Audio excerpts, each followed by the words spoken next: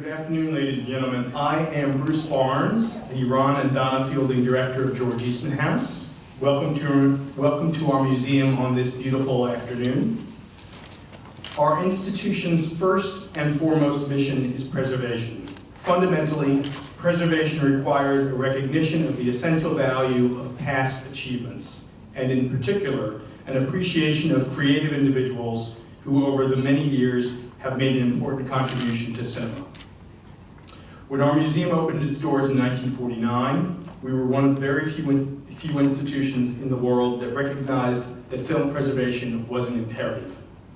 Established in 1955, the George Eastman Award for Distinguished Achievement in the Art of Film reflected an emphasis on our mission of film preservation.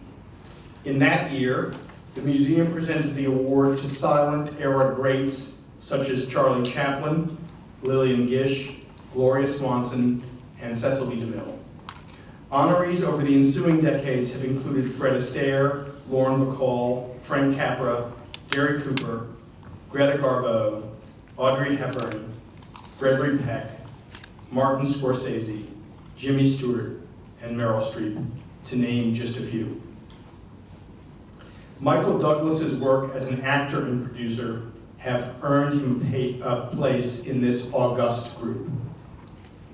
Ladies and gentlemen, it is my great privilege to introduce the recipient of the 69th George Eastman Award for Distinguished Achievement in the Art of Film, Mr. Michael Douglas.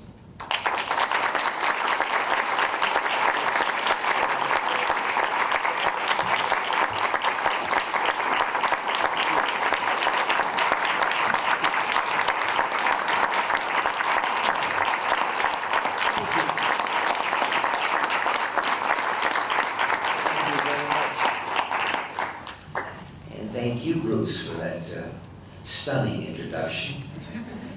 And for such a beautiful day here in Rochester, it's really a pleasure to be here. I was just having my first look through the Eastman House, and it's just a stunning building, and learning about the history and looking out at those gardens, and I became aware of Georgia Gosnell and her hard work at restoring this building, this incredible house, to what it is. And it's actually her birthday today. She would have been 85 today, so I'd like to first acknowledge Georgia Gosnell for all the really hard work she's done in refurbishing this stunning building here. I don't know what you can say about an award that you shared with Lillian Gish and Gary Cooper. This is really a treat, and really exciting for me to have a chance to get up here. This is my first time in Rochester, but I'm well aware of the museum here. I'm looking forward to getting into the archives, seeing some of the photo exhibits. I have an incredible sense, obviously, of the films that you have here in your archives. So it's a treat today. I'm really, really looking forward to it. And thank you for all your support and turning out and honoring this incredible gentleman, George Eastman. Anybody have any questions? Yes, Yes, sir. good to see you, by the way. For many years, I was with the Gannett newspapers, and we've talked many times in the past, and it's good to see you, and welcome to Rochester. Thank you. My question for you is that both you and your father amassed amazing archives of great films. Now you're in this place that is kind of a temple of preservation. What is your attitude about preserving the films that you made and preserving the films that your father made? Well, it's, I'm going to answer this question sort of an indirect way. Somebody, not only once, many times, have gone to my father and said, "Aren't you jealous about your son? I mean, look at this career that he's had. And aren't you jealous?" And he looks at it and says, "Jealous? It's a sense of immortality. It's a continuity of generations. How could I possibly be jealous?" So to answer your question, archives, these are the things that give us a whole sense of our history and where we are. it allows, like, for instance, I can't wait to get into the West, the Civil War photographs and archive. There's something that can never take away from a photograph, or celluloid, for that matter. So this is a treat, and if I can accomplish anything here, just to remind everybody of what a phenomenal job Eastman House has done in terms of their cataloging the museum and their archives. Thank you. Some of your films have kind of become signposts for moral issues in the 80s. Was that an accident? Do you think you wanted that to happen? Well, I think early on, you know, I was very fortunate early on. Talking about after the television series, The Streets of San Francisco, but with producing One Flew Over the Cuckoo's Nest, and right after that producing The China Syndrome. Movies are expensive, you know. Movies are an expensive way of entertainment. So I always thought, you know, my first responsibility is to entertain. But the difference sometimes between a takeout meal and a good memorable meal is a difference. You know, sometimes you eat and you go on with your life. Sometimes you go, that was a good meal. So I kind of feel that about movies. So I'd like to be involved when I can. My first obligation is to entertain. But if you have food for thought, like, you know, a lot of people, you can walk out of a movie and say that was a great 2 hours and get on with your life. If I can do something that allows people to have a great couple of hours and have something to think about, so much the better. So I enjoy the debate sometimes. I enjoy being provocative, but that comes more out of just a desire to create conversation and dialogue more than anything else. Can you talk about maybe one of your proudest moments or work that you really loved doing, that you're really proud of? Well, I've been blessed with a few. I mean, kind of, I guess, working my way back most recently is, as many of you know, I had a cancer bout about 5 years ago, 4.5 years ago, and you know, it was a eye-opening experience. You know, I was identified at stage 4 throat cancer, and right after that, right in the midst of it, I was handed on a silver platter this incredible screenplay, Behind the Candelabra, the story of Liberace, with Steven Soderbergh directing, Matt Damon as my co-star. And it was just a phenomenal opportunity at a time when I thought maybe I wouldn't act again. I knew I wouldn't act if they had to do surgery, because it's that kind of tumor removal, it doesn't leave you looking too cute. And I was just happy to be alive. So, you know, getting offered this part, and at the time, the guys came to me, both Steven Soderbergh and Matt, said, you know, our schedules just are, you know, we backed up a little bit, so let's put this off for a year. And I thought, oh, this is not going to happen. This is not going to happen. And the truth was, I was just so happy to be alive that I didn't really take as close a look at myself in the mirror to say that I had to put on about 25 more pounds before anything was going to look decent. And it was their kind way of saying, let's just wait a year till you're ready. So I guess that, you know, is the most recent part that I'm, you know, proud about. But there's a few. I tend to like the movies that were more in that edgy area. I'm thinking of The War of the Roses. I like those dark comedies, Wonder Boys, a picture called Falling Down. Then, of course, you know, I had my shining moment as the American president, so it's always nice for someone to keep in their resume. First of all, I have to say it's a pleasure. Thank you. Many of your early breakthrough successes were in production, such as One Flew Over the Cuckoo's Nest and The China Syndrome. Did at any point, did you envision yourself just following through and becoming a producer as apart from an actor? Well, I didn't, but the industry did. It was actually, in those years, back in the early 70s, as an actor, to make the transition from television to films was very difficult. Because it used to be, well, if I can see you for free, why am I going to pay for you? So before I did Secrets of San Francisco, I think it was only Steve McQueen, Clint Eastwood, each had done series, they'd transfer, but it was really, really hard. So after Cuckoo's Nest and having won this Oscar, I couldn't get hired as an actor in films unless it was a production that I produced myself. So yeah, there was at one point I was offered to be the head of 2 different studios, Warner Brothers and Universal. And I guess I should have been flattered, but I looked at them all and said, well, you know, I like to act. And they looked at me and it was crazy, you know. And they said, well, you can in 4 years, you know, when your contract's over. And I said, well, I don't think so. So, no, it was never, the Cuckoo's Nest just turned out, you know, was my passion was never to produce, it was just my passion for that project.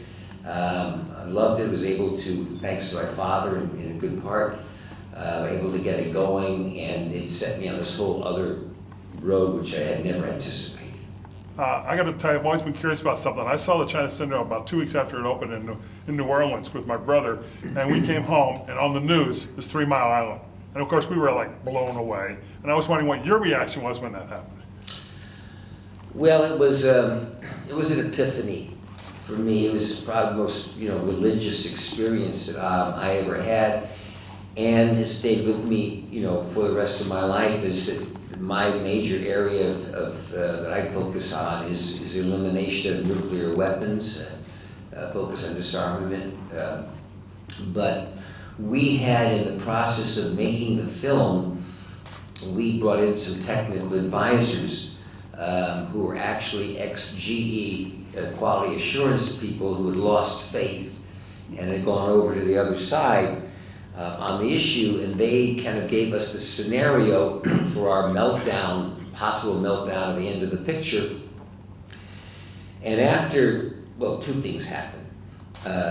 You know, we were heavily criticized for dealing with a very serious subject matter, being, you know, flippant, flagrant, you know, Hollywood types, and we're not happy about it. And then this accident happened 10 days after the movie opened.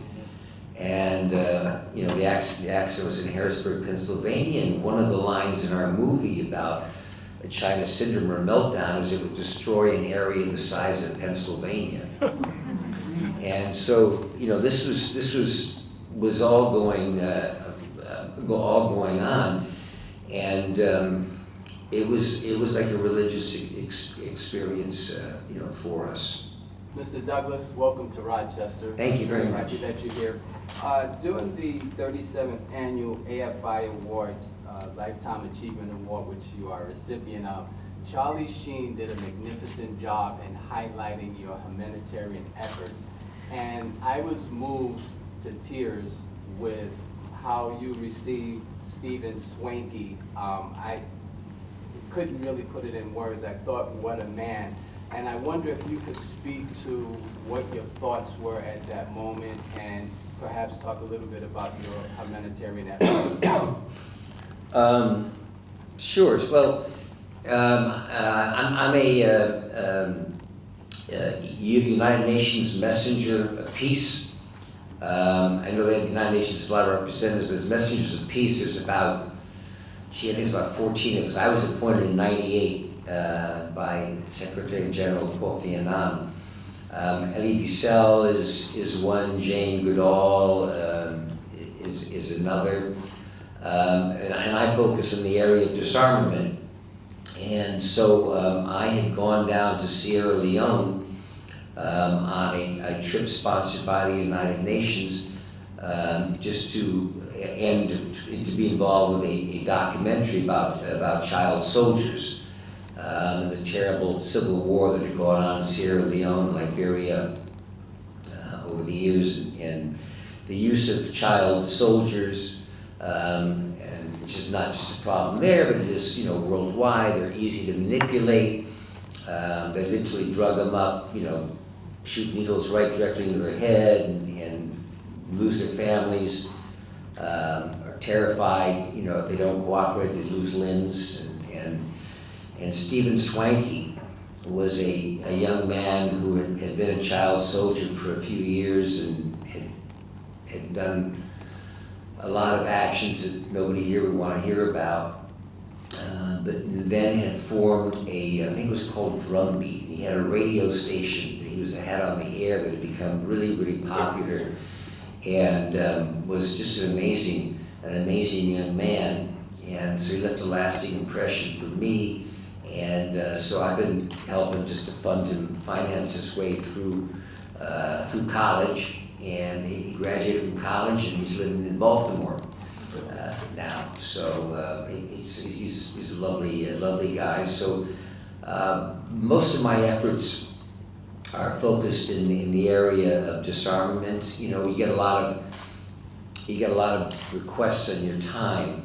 And you understand it when you have events or anything, charity events, you have a celebrity there, it usually just makes it a little easier for fundraising and all of that. But a while ago I found that just kind of dispersing yourself so widely wasn't as rewarding, so I've tried to focus a little more on specific issues. Smuggling of small arms, control, also the big picture of nuclear disarmament. Something a little more fun, maybe. Ant-Man. How you chose a role in a big budget summer superhero movie? Are you kidding? I was happy to be invited. It's hard these days on movies, independents or otherwise. The pictures, especially pictures I usually kind of make and everything else, they're tough. So when they came to me and asked me, about playing it, I thought it would be fantastic. I've never done. The other weird thing, my entire career is just contemporary movies. I did one period picture out of over 50 pictures. They're all kind of contemporary, no special effects, no sci-fi, nothing. So, to play it, and I've done a little homework, Marvel homework now, and so to play, Professor Hank Pym, who is a very key instrumental character in the Marvel world, he's the one who actually put the Avengers together, was a real treat, and a phenomenal learning curve in terms of green screen and the things that you can do now, which is just scary. It's become scary. And as some of you know, and some who you don't know, you will certainly know by July 17th, because the amount of promotion there's going to be in advertising. But basically, I have the ability and developed the ability to take a human being and shrink it to the size of an ant with human strengths and back up to, say, full size again. So the photography, the macro photography, from the ant's point of view, is stunning, and it was a lot of fun to be in a big time picture. What would you say is the one challenge, the biggest hurdle you need to overcome in your career? And then lastly, just a fun fact about yourself that people don't know. I'm not going to start now.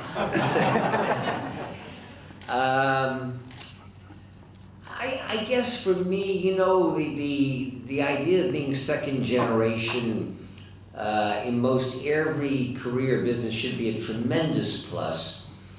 But in a career, where you're dealing with your own persona, and people say, you remind me of your father, it can be a little bit of a detriment.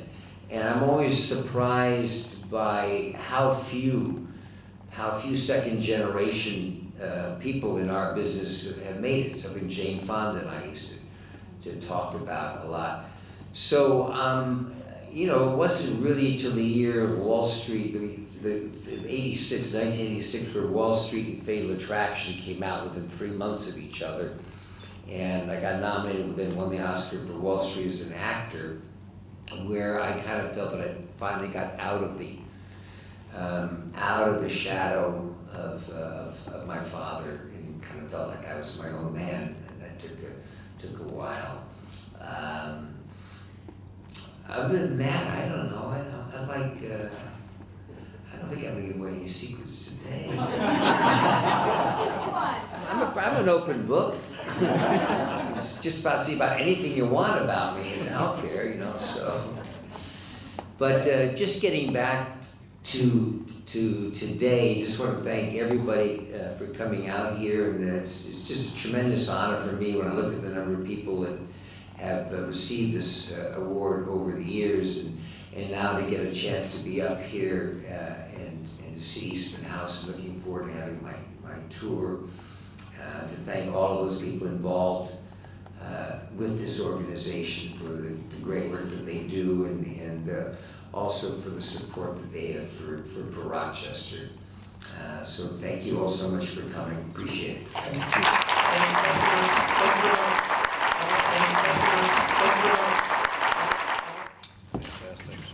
So, in case you don't know, that's me.